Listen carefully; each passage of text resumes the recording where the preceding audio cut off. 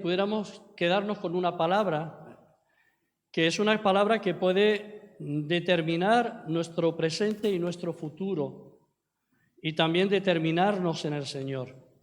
Y la palabra es determinación. Repite, si quieres, determinación. Jesús dijo que desde los tiempos de Juan el Bautista, el reino de los cielos sufre. Perfecto. Desde los tiempos de Juan el Bautista, el reino de los cielos sufre violencia y los violentos lo arrebatan. Es un pasaje un poquito difícil de explicar, pero yo, de acuerdo a lo que yo entiendo, voy a intentar explicarlo en esta mañana, ¿vale? No sé si somos conscientes de que Dios nos salvó y llamó no solo para salvar nuestra alma, sino porque tiene un propósito con nosotros. Al hacerlo, Él nos llamó con un propósito, pero no siempre somos conscientes de ello. Y cuando no somos conscientes de que Dios me llamó con un propósito, toda mi vida cristiana la voy a vivir centrada en mí y no en los demás. Porque voy a vivir un cristianismo centrado en mis necesidades, en que todo me vaya bien. Un cristianismo centrado en un Dios que me va a servir a mí, que cuando tengo una necesidad voy a acudir a Él y Él me va a suplir. Él me va a proveer o Él me va a sanar o Él me va a ayudar en esa necesidad. Pero Dios no nos llamó para vivir centrados en nosotros mismos. Él nos llamó para vivir centrados en su propósito. Y el propósito de Dios lo hemos visto muchas veces. Hemos hablado muchas veces del propósito de Dios. El propósito de Dios es llevar el evangelio del reino hasta lo último de la tierra. Y el propósito de Dios se basa en algo que Dios es. Dios es amor. No es que Dios ama, es que Él es amor, que va más allá que solamente amar. Amén, ¿estás conmigo? Es como Dios es bondad. Y entonces, y Él no cambia. Y la palabra de Dios es muy clara respecto al amor de Dios.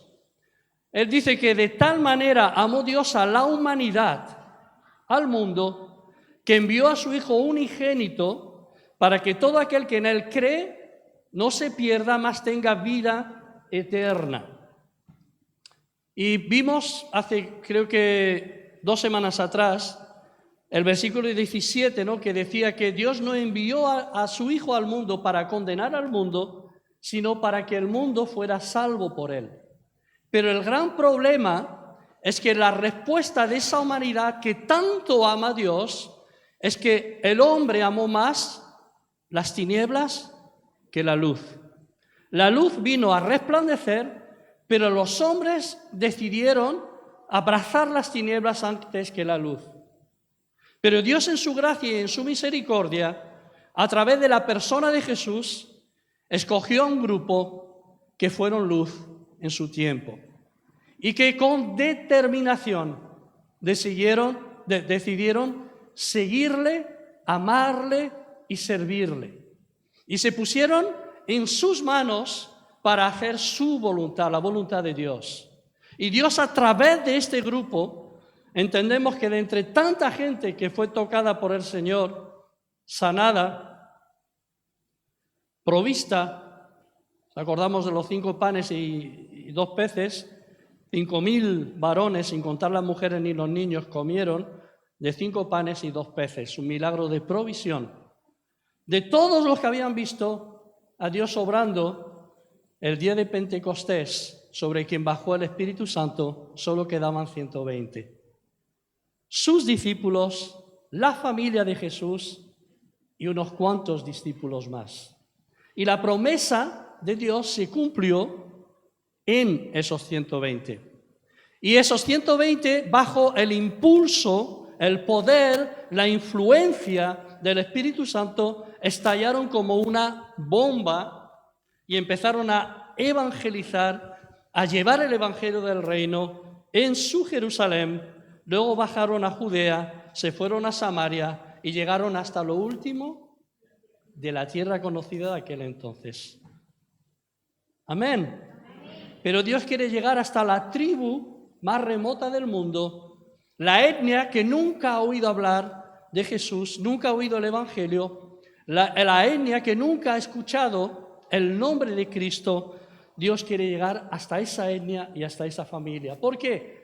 Porque Dios en su amor y en su gracia, en su misericordia, decidió y se lo dijo a un hombre llamado Abraham, que en su simiente, apuntando a Cristo, serían bendecidas todas las naciones de la tierra y todas, que se me mezclan dos palabras, y todas las familias de la tierra. Así que lo que Dios quiere hacer es llevar su evangelio del reino hasta la última familia de la tierra, el último lapón arriba de Finlandia, o el último, yo no sé, o de la otra. Si nos miran desde la otra punta del mundo y están predicando un sermón parecido, estarán diciendo desde Australia, es que Dios quiere llevar el evangelio hasta España, lo último de la tierra, para ellos. Amén, las antípodas. ¿Y qué tiene Dios? ¿Qué herramienta tiene Dios para llevar a cabo su plan? A ti y a mí, a cada uno de los que estamos aquí en esta mañana. Y a mí me encantaría que tuviéramos un poco de fe, que creyéramos que estamos aquí porque Dios ha decidido y nos ha impulsado y nos ha traído y ha abierto las puertas y ha hecho todo lo posible para que hoy estuviéramos aquí, para escuchar este mensaje. Porque este mensaje es para ti, es para mí y para todos los que estamos en esta mañana en este lugar.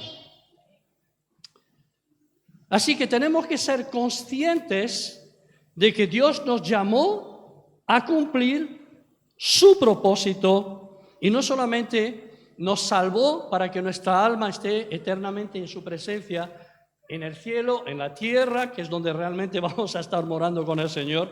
No es solamente para salvarme y que no esté ahí lamentándome en un infierno el resto de mi vida, sino Él me salvó porque tiene un propósito. Entonces yo tengo que entrar en esta vida en el propósito de Dios. Y si yo no aprovecho esta vida, no tendré otra oportunidad. Porque no existe, lo siento para aquellos que creían que sí, la reencarnación. No existe. Dice que la palabra de Dios es muy clara. Está establecido que los hombres mueran una sola vez. Y después de esto, el juicio. Cuando Dios dictaminará o estaremos dándole cuenta a Dios de cómo hemos invertido los días, los meses, los años que Él nos permitió vivir.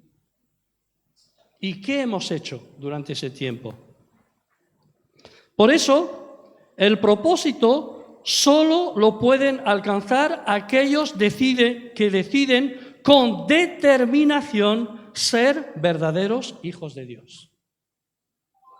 La canción que hemos cantado, que ya no hay temor, porque soy un hijo de Dios, se tiene que convertir en una realidad en mi vida. Y porque por el hecho de que yo la cante, eso no me convierte en un hijo de Dios. Puede ser que en mi mente yo crea que soy un hijo de Dios, pero que lo que va a determinar que soy un hijo de Dios de verdad son mis acciones. No lo que yo digo acerca de mí. Yo puedo decir que soy guapo, y a lo mejor alguien que me vea puede tener un concepto totalmente diferente. Tú no eres guapo, eres difícil de ver.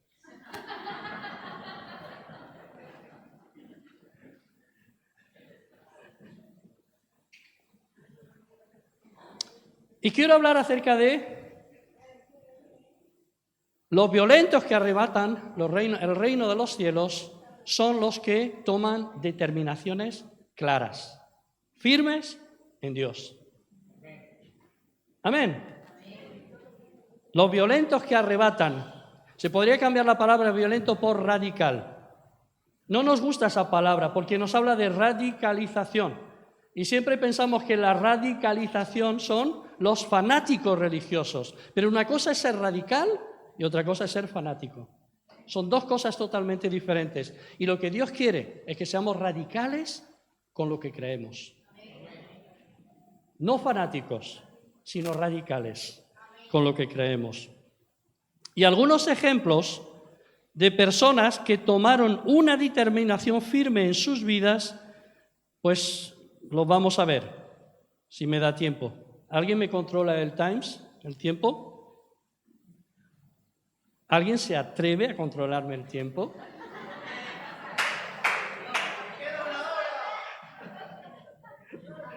Como no llevo la gafa, no sé lo que habéis hecho. Ay, si está ahí la fuerza de choque de Catarroja. O sea. Bien, que estoy mirándolo en el móvil, no me ha dado tiempo de imprimirlo, no tengo tinta en mi impresora, así que... el primer ejemplo es un hombre que conocemos todos muy bien, que se llama Jacob. ¿Habéis oído hablar de Jacob? Jacob, no sé cómo se dice en inglés. Jacob, the brother Jacob. Dice, Jacob era un hombre de determinación. Hay un versículo en la Biblia en que aquellos que creen en la... ¿Cómo diría yo? No sé si habéis oído hablar que... Ay, se me ha ido el nombre ahora. Que algunos creen que Dios ha escogido a unos y ha rechazado al resto, que ha amado a unos y ha aborrecido al resto. Los calvinistas. Predestinación, la teología de la predestinación. No voy a entrar en el tema. Es un tema que algún día, un viernes, lo podríamos debatir, para que lo tengamos claro. Entonces, pero uno de los versículos que usan para defender esa postura de que Dios antes de la fundación del mundo ya había predestinado a unos para ser salvos y predestinado a otros para estar perdidos eternamente. Yo en la palabra de Dios lo que entiendo es que Dios no quiere que nadie perezca, sino que todos vengan al arrepentimiento, para aclararlo, ¿no? Yo creo eso. Entonces, uno de los versículos que usan es que Dios a Jacob amó a Jacob, pero aborreció a Esaú. Y yo creo que nos equivocamos mucho en la interpretación de las Escrituras. Porque yo creo que Dios ama al mundo entero. Pero hace su obra a través de personas con determinación. Y muchas veces cuando hablamos de amor y de todo esto, pensamos en el amor filial, en el amor emocional, y el amor de Dios va más allá que todo esto. No está sujeto ni limitado al entendimiento que nosotros tenemos acerca de la palabra amor. De hecho, el amor de Dios fue tan fuerte que se expresó en la persona de Jesús. Siendo aún pecadores, sin conocer, Dios es omnisciente, sin saber, a ver, no quiero meter la pata, dice que siendo aún nosotros pecadores, Cristo murió por nosotros. Y esto lo hizo por amor. Entonces, Jacob fue un hombre de determinación prácticamente desde que estaba en el vientre de su madre. Y bueno, no sé, no voy a hablar acerca de la historia de Jacob, yo quiero invitarte a que la leas en el libro de Génesis y te familiarices con quién fue Jacob y cómo fue Jacob. Fue un hombre que seguramente había oído de su padre, que también lo había oído del abuelo Abraham, que Dios había prometido de la descendencia de Abraham escoger un linaje que iban a ser bendición sobre la tierra. Y Esaú, el hermano, era quien realmente, eran mellizos, habían nacido el mismo día, pero Esaú nació antes. Y Jacob ha sido del calcañar del talón de Esaú. Los dos seguramente habían escuchado las historias de papá, que papá Isaac les contaba acerca de la bendición que Dios había prometido a Abraham. Yo quiero ser parte de esa bendición.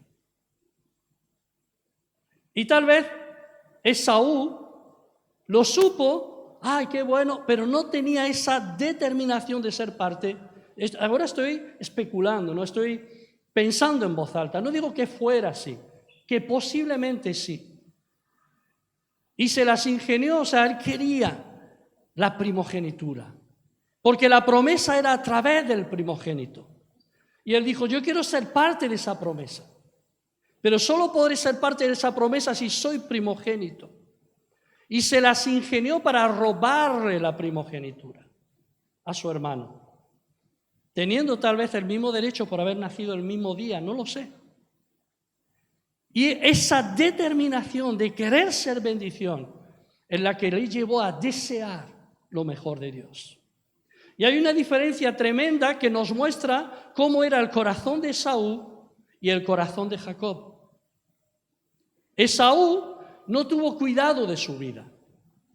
Dice la palabra que Esaú se casó cuando buscó esposas de entre las cananeas. Y que las esposas de Esaú llegaron a ser un quebradero de cabeza a Rebeca, la madre de Esaú y de Jacob. Porque no le importó, da igual con quién me case. Pero Jacob no. Jacob buscó una compañera de su propia familia, de su propio linaje. Él entendió que Dios quería, a través del linaje de su familia, bendecir los pueblos de la tierra. ¿Y qué hizo? Huyó, se pasó la vida un montón de años huyendo. De la casa de su padre, huyó de su hermano, Esaú, pues su hermano cuando se enteró que le había engañado se lo quería cargar. Y fue y estuvo 20 años en casa del suegro de Labán, que también le engañó a su vez a él. Y no le dejaba, había hecho un trato con Labán para casarse con Raquel, la hija menor de Labán, y Labán le engañó. Pero eso es la historia de Jacob. Pero Jacob tomó una determinación. Yo quiero ser de bendición. Y después de 20 años en casa de Labán, quiere volver otra vez a tierra de Canaán, donde estaba la casa de su padre. Y hay un valle que se llama el Valle de Jaboc. Cuando después de 20 años, ya cansado de huir, él quiere enfrentar su pasado. Y en el Valle de Jaboc, él se aparta. Y hay un varón que se le aparece. Dice la Biblia, un varón. Puede ser un ángel. Puede ser una teofanía de Dios. La Biblia dice que luchó con ese varón toda una noche. Y le dijo con determinación, no te dejaré si no me bendices. Y los que marcan una diferencia en esta tierra, en la iglesia, son personas que con determinación, buscan la bendición de Dios para ser de bendición a otras personas. ¿Estás conmigo? ¿Y qué pasó? En el Valle de Jaboc, toda una noche peleando. No te dejaré hasta que me bendigas. Y cuando recibe la bendición de Dios, Dios le cambia el nombre. Ya no te llamará Jacob. Jacob, que significa el suplantador, el que suplanta, el engañador. Ahora te llamarás Israel. ¿Habéis oído alguna vez este nombre? ¿Habéis oído en las noticias alguna vez este nombre? Pues ese nombre, que es el nombre de un país, que es el nombre de toda una nación, que es el nombre de todo un linaje, fue el nombre que Dios le dio a Jacob en el Valle de Jaboc. Y mi mensaje en esta mañana es que no tenemos ni idea de lo que Dios puede hacer con nosotros cuando determinamos servirle, seguirle y ser de bendición. Ni idea. El nombre de Israel, que significa un príncipe con Dios, Ha pasado de generación en generación y aunque han sido perseguidos, han querido erradicarlo, no lo han conseguido. ¿Por qué? Porque Dios prometió bendecirles. Y cuando Dios promete bendecirles, bendecirnos, Él nos va a cuidar día y noche, generación tras generación. Amén. Pero lo tenemos que creer. Lo tenemos que creer. Amén. Le pedí a mi esposa, me habría gustado proyectarla, una foto con ella, con Diego y con Rubencito, mi nieto, que está en Cuba. Y para subtitularla, 3 generaciones comprometidas con misiones. Cuando hacemos lo correcto y nos determinamos servir a Dios, Dios me bendecirá a mí, a mi generación, bendecirá a mi siguiente generación, la siguiente y la siguiente. Y hay una promesa tremenda en la palabra, hasta 1000 generaciones, que no significa que a los 1000 corta, 1000 es un número ya prácticamente infinito en la boca de Dios. Entonces lo que Dios está buscando son personas con determinación. ¡Wow! Jacob no tenía ni idea de que su nombre iba a ser recordado, lo hagan bien o lo hagan peor. No vamos a entrar en la política, pero que su nombre iba a ser tan conocido alrededor del mundo y pronunciado por tantos locutores de televisión sin que ni siquiera ellos sepan que ese nombre de Israel viene de un varón que luchó toda una noche con Dios y venció a Dios, por así decirlo, y ganó. Amén. Mi pregunta es, ¿cuántos de aquí tenemos esa determinación? Y es un mensaje que es muy amplio, pero no lo voy a hacer amplio porque lo voy a dar por partes también. Otro ejemplo de personas que determinaron ser diferentes son 4 amiguitos que se llaman Daniel, Ananías, Misael y Azarías. ¿Alguien sabe quiénes son?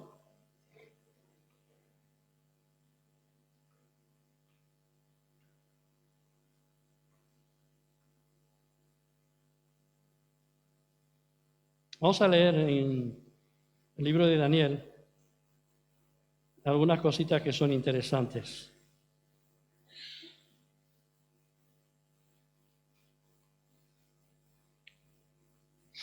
¿Habéis oído hablar de un rey? Yo cuando estudiaba en el cole y luego en el instituto, oí hablar de Nabucodonosor, ¿no? El imperio babilónico, el imperio asirio, todo eso está en la palabra, está en la Biblia, es impresionante. Yo no sabía que después, cuando empezara a ir a la iglesia, iba a escuchar de Nabucodonosor. Dice que en el año 3 del reinado de Joacim, rey de Judá, vino Nabucodonosor, y yo doy gracias al Señor que no me llamó mi madre Nabucodonosor, sino que me llamaron Juan. Vino Nabucodonosor, si no, se habría asomado al balcón. ¡Nabuco! No, tontería mía.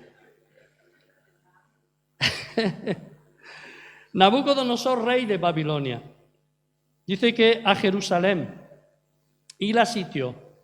Y el Señor entregó en sus manos a Joacim, rey de Judá, y parte de los utensilios de la casa de Dios, pam, pam, pam, pam, pam, pam. Y en el versículo 3 dice que dijo el rey a Aspenaz. ¿Quién era Aspenaz? Era el jefe de sus eunucos, sus sirvientes, los que estaban a su lado, los eunucos. Esa palabra me da escalofrío. Dice que trajesen de los hijos de Israel, mira lo que les pide, de los hijos de Israel, del linaje real de los príncipes, sí que no eran cualquiera, del linaje real de los príncipes, muchachos en quien no hubiese tacha alguna. O sea, tenían que ser perfectos. O sea, una cosa de 1,68 m 80 y un poquito más de kilos, así con perilla, así. No lo habéis pillado. Algunos tenían que ser perfectos. Además, tenían que ser andaluces de Granada. Si no eran andaluces de Granada, no valía. Bueno, muchachos en que no hubiera tacha alguna, de buen parecer, enseñados en toda sabiduría. O sea, que habían ido a la universidad de aquel entonces, sabios en ciencia y de buen entendimiento, e idóneos para estar en el palacio del rey, y que les enseñase las letras y la lengua de los caldeos. Nabucodonosor no tenía un pelo de tonto. Él sabía lo que pedía. Pero mirad lo que dice la palabra. Y les señaló el rey para cada día de la provisión de la comida del rey y del vino que él bebía. Y que los criase 3 años, para que al fin de esos 3 años se presentaran delante del rey. O sea que el rey dice, ellos no van a comer cualquier cosa, ellos van a comer lo mismo que yo como. Pero claro, Daniel eran hebreos. Dios había establecido lo que ellos debían de comer y lo que no podían comer en la ley. Y a lo mejor los manjares de Nabucodonosor iban contra aquello que Dios había establecido. ¿Estás conmigo? Y ahí aparecen Daniel, Ananías, Misael y Azarías de los hijos de Judá, entre todo ese grupo. Vale. A estos el jefe de los eunucos le cambió el nombre. A Daniel le llamó Belsasar, a Ananías Sadrac, a Misael Mesac y a Azarías Abednego. Yo lo recuerdo siempre como Sadrac, Mesac y Abednego. Sus nombres primeros nunca me acuerdo. Pero dice que Daniel propuso en su corazón no contaminarse con la porción de la comida del rey. Si el rey en su porción trae jamón, yo no lo voy a comer. ¿Por qué? Porque la ley de Dios prohíbe comer cerdo. Yo hablando para el pueblo hebreo, que el jamón pata negra es muy bueno. ¿Estás conmigo? Amén. No voy a entrar en ese dilema.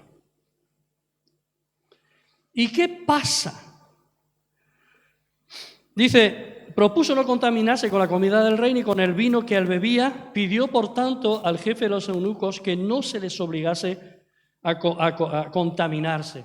Claro, el Azpenaz, como se llame, jefe de los eunucos, era un problema. ¿Cómo voy a desobedecer yo a Nabucco? Si yo le desobedezco, mi vida está en juego. Pero dice, al jefe de los eunucos dice, yo temo al Señor mi rey. La respuesta de Daniel fue, versículo 11 y 12. Entonces dijo Daniel a Mersar, que estaba puesto por el jefe de los eunucos sobre Daniel, Ananías, Misael y Azarías: te ruego que hagas la prueba con tus siervos por 10 días y que nos den legumbres a comer y agua a beber. Compara luego nuestros rostros con los rostros de los muchachos que comen de la ración de la comida del rey, y haz después con tus siervos según veas. Y el eunuco consintió pues con ellos esto y probó con ellos 10 días. Tienes 3 años. Son 3 años lo que Nabucodonosor te ha dicho que nos tienes que alimentar y tal, pero nosotros vamos a probar 3 días. 10 días. 10 días. ¿Estáis atentos? Gracias. Dice, y al cabo de los 10 días pareció el rostro de ellos mejor y más robusto que el de los otros muchachos que comían de la porción de la comida del rey. Ajá. Cuando nosotros tomamos una determinación por Dios, quien respalda nuestra vida, nos cuida y nos guarda frente a todas las amenazas, es Dios. Y sabéis, de entre todo el pueblo hebreo, todos los judíos que fueron deportados de Jerusalén y del reino de Judá a Babilonia, solo 4 experimentaron por su determinación, milagros que nadie más ha vivido a lo largo de la historia. 3 experimentaron cómo Dios los salvó del del horno de fuego. Y 1, Daniel, experimentó cómo Dios cerró la boca de los leones cuando lo echaron en el foso de los leones para que los leones los comieran. Otra de las cosas que Dios hace cuando nosotros tomamos determinación es que nos da gracia delante de las autoridades. Digo autoridades, no solo delante del vecino, sino delante de las autoridades. Amén. Y alguien me contó que el año pasado, cuando fueron a pasar todo el bagaje, todo el equipaje que llevaban a Cuba, llegaron a Santiago, y algunos guardias de la aduana les dijeron que tenían que pagar por el bagaje, se plantó una mujer así, delante de ellos. Delante de ellos. Y les dijo: he leído vuestras normas, conozco vuestras leyes, y hay una norma que dice que todo alimento que entremos en Cuba lo podemos llevar y lo podemos entrar sin pagar ni un duro. Esa fue Consuelo. Que me da miedo a veces cuando se pone así.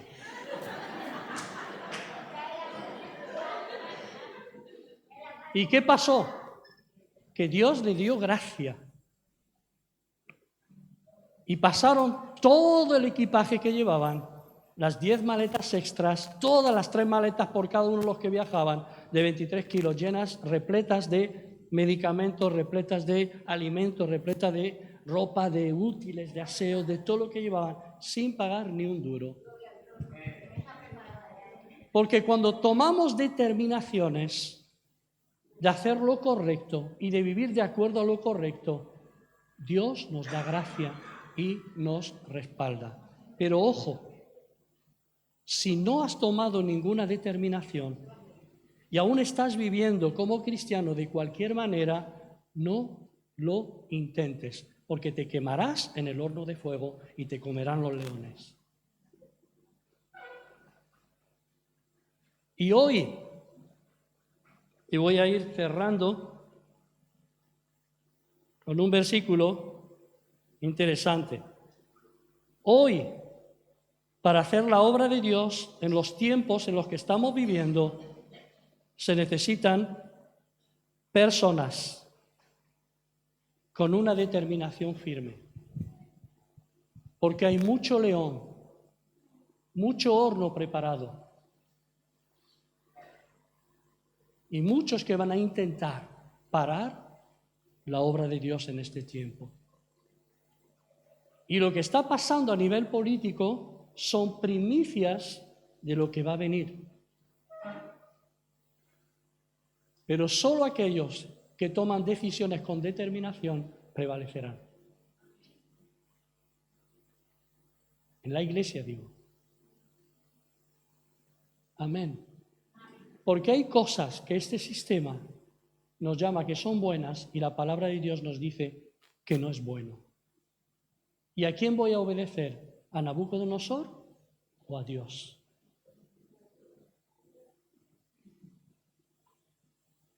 Por eso es importante que nosotros tomemos determinaciones firmes. Hemos dicho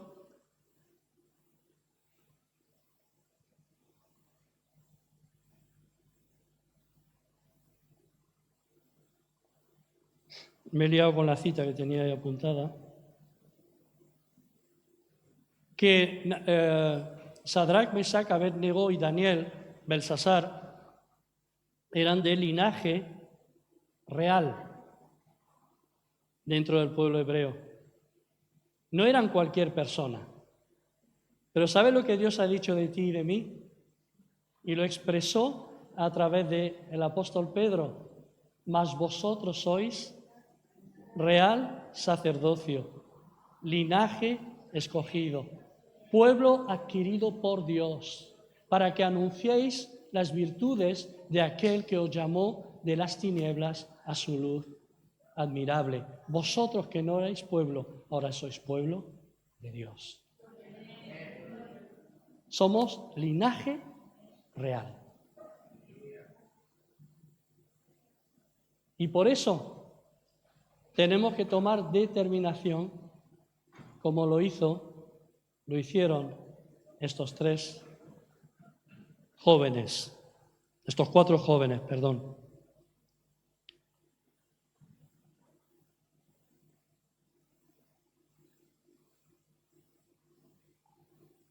¿Qué harás tú? ¿Qué haré yo?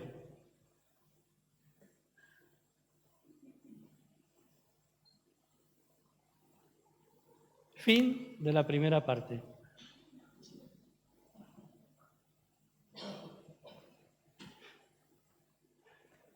¿O sigo?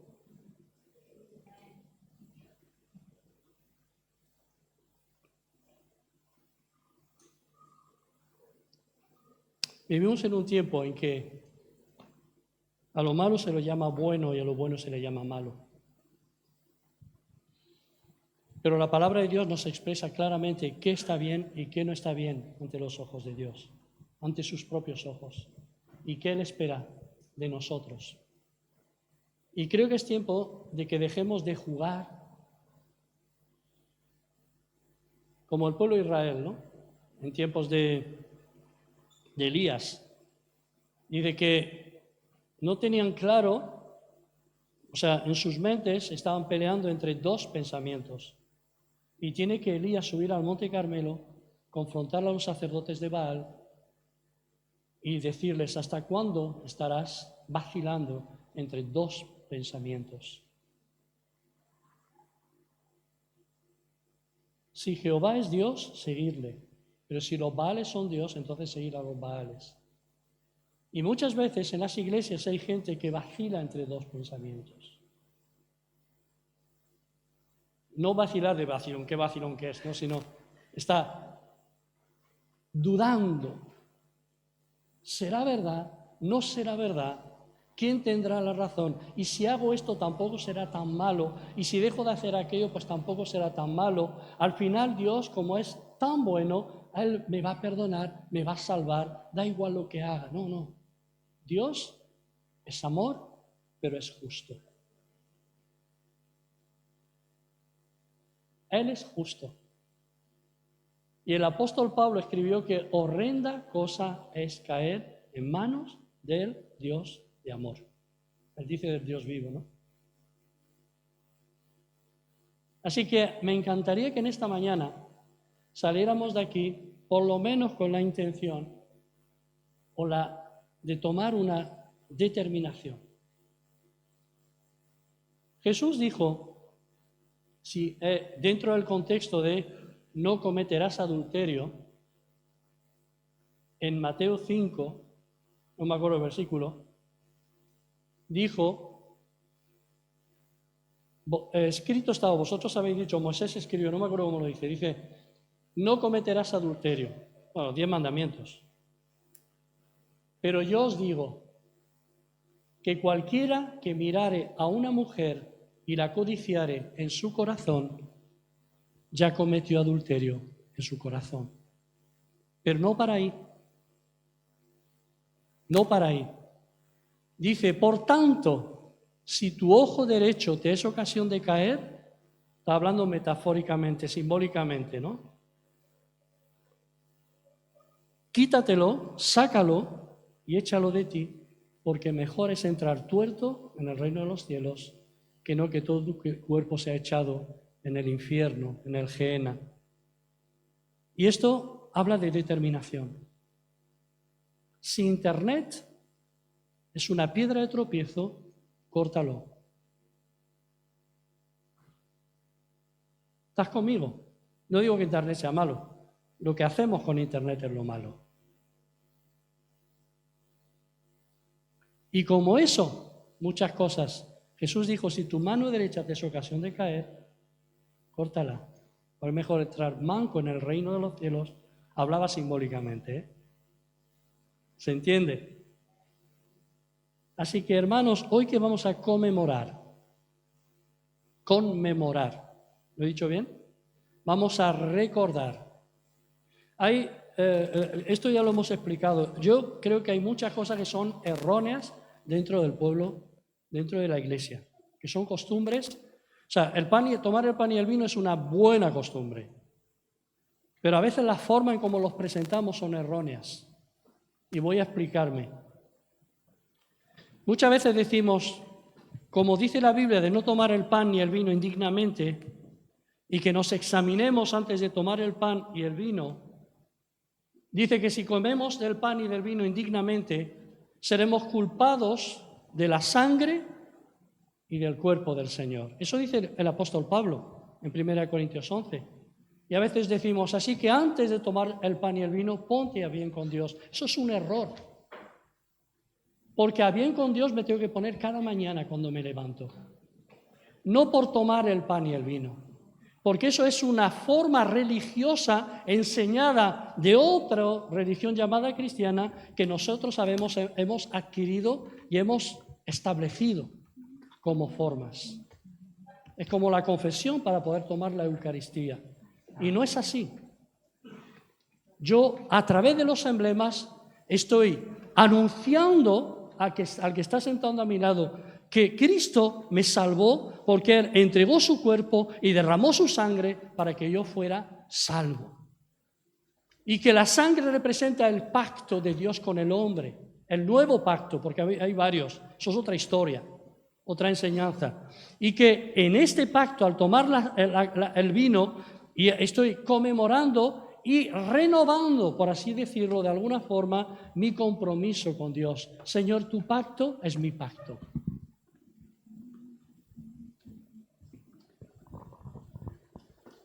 Así que la autoexaminación tiene que ser diaria. Cuando me levanto, determino vivir para Él. Amén. Así que yo quiero invitarte a participar del pan y del vino. Hay alguien aquí que es digno.